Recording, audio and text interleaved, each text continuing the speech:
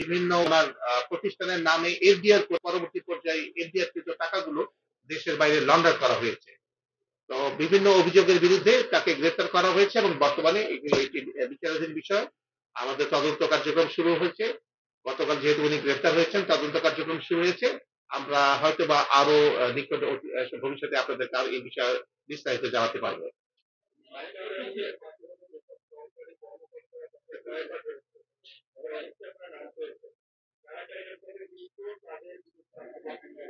Money laundering আইন অনুযায়ী সরকারি কর্মকর্তার কোনো সংশ্লিষ্ট থাকলে সেটি দুদক তদন্ত করে। মানি লন্ডারিং আইন অনুযায়ী সরকারি যে কোনো মানে কর্মকর্তার যদি মানি লন্ডারিং এর সাথে সম্পৃক্ততা পাওয়া যায়, সেটি তদন্ত করবে দুর্নীতি দমন কমিশন।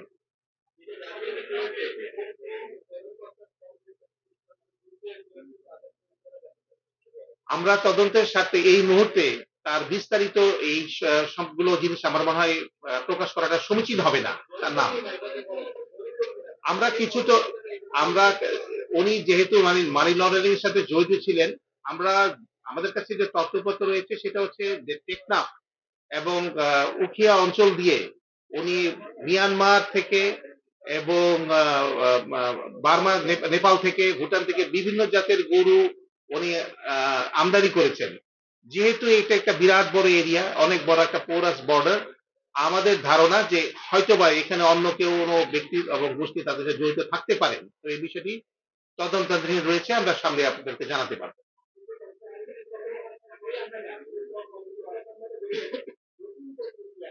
আমরা উনি যে মানি লন্ডারিং করেছেন এই বিষয়ে আমরা কিছু ব্যাংকিং অবৈধ লেনদেনের আমরা তথ্য পেয়েছি।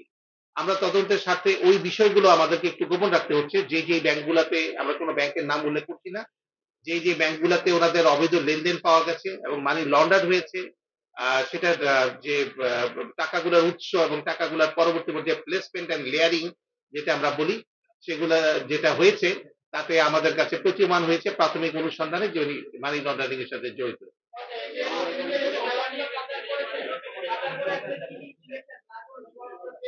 উনি প্রচুর সম্পদের মালিক হয়েছেন। তাছাড়া মোহাম্মদপুর এলাকায় উনি সরকারি খাল, এই খালের জমি ভরাট করে সেখানে অবৈধভাবে ব্যবসা করেছেন। তাছাড়া ওনার নামে প্রচুর জমি, আমরা প্রাথমিক তদন্তে যেটা জানতে পেরেছি, প্রচুর স্থাবর সম্পত্তির অনেক প্রমাণ পাওয়া গেছে। আরো বেশ কিছু সম্পদ আমরা খুব দ্রুতই, যেগুলো আমাদের হাতে এখনো এসে পৌঁছেনি, আমরা আপনাদেরকে এই তথ্যগুলো ভবিষ্যতে দিতে পারবো। এখন প্রাথমিক অবস্থায় আমরা থাইল্যান্ড সহ বিভিন্ন দেশগুলোর কথা শুনছি, কিন্তু আমরা আগামীতে যখন তদন্ত হবে এই বিষয়ে সুস্পষ্ট ধারণা আপনাদেরকে দেব।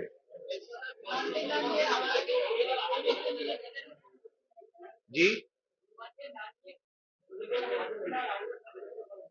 না, উনি তো যে কোনো ব্যক্তি গ্রেপ্তার হলে প্রথমে উনি হাজতে যাবেন, পরবর্তী পর্যায়ে মামলা তদন্তকারী কর্মকর্তা রিমান্ডের প্রেয়ার দিবেন, এটা পরবর্তী স্টেপ। জি,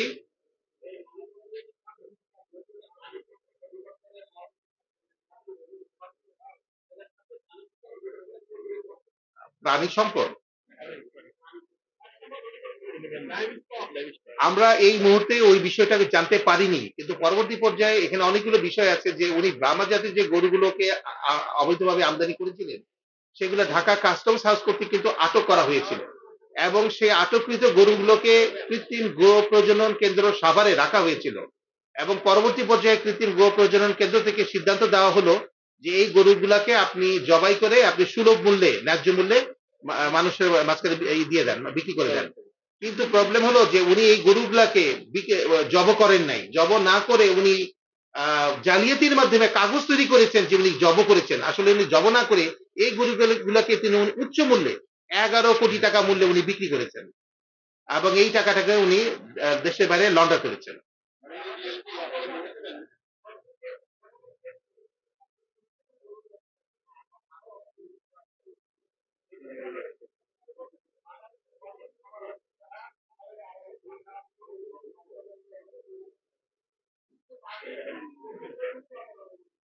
অন্যান্য বিষয়গুলো আছে, যেমন ওনার জালালাবাদ মেটাল লিমিটেড, এখানে এই ধরনের একটা প্রতিষ্ঠানের সন্ধান আমরা পেয়েছি, সেই বিষয়ে আমরা তদন্ত চলছে।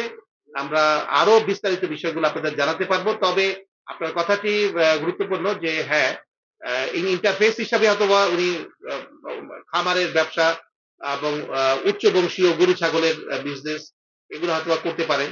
এবং হয়তোবা এর আড়ালে উনি আরো অনেক কিছু করেছেন যেগুলো তদন্তের রয়েছে। তবে প্রাথমিক অনুসন্ধানে আমরা কিন্তু উনার নামে প্রচুর সম্পত্তি আ স্থাবর সম্পত্তির প্রমাণ পেয়েছি।